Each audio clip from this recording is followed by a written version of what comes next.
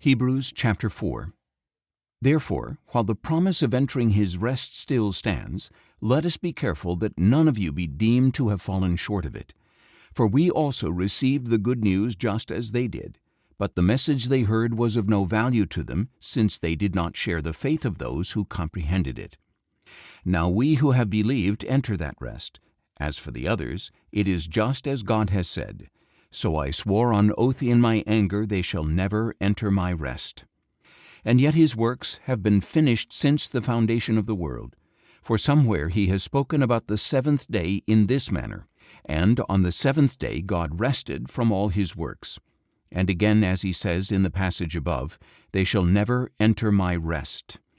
Since then it remains for some to enter his rest, and since those who formerly heard the good news did not enter because of their disobedience, God again designated a certain day as today, when a long time later he spoke through David, as was just stated, "Today, if you hear his voice, do not harden your hearts."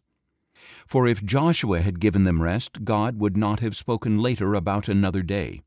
There remains then a Sabbath rest for the people of God. For whoever enters God's rest also rests from his own work, just as God did from his.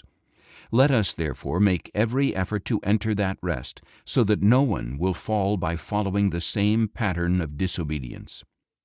For the word of God is living and active, sharper than any double-edged sword.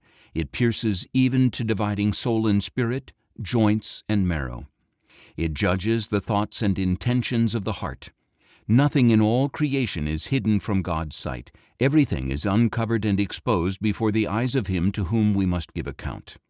Therefore, since we have a great high priest who has passed through the heavens, Jesus, the Son of God, let us hold firmly to what we profess. For we do not have a high priest who is unable to sympathize with our weaknesses, but we have one who was tempted in every way that we are, yet was without sin. Let us then approach the throne of grace with confidence, so that we may receive mercy and find grace to help us in our time of need.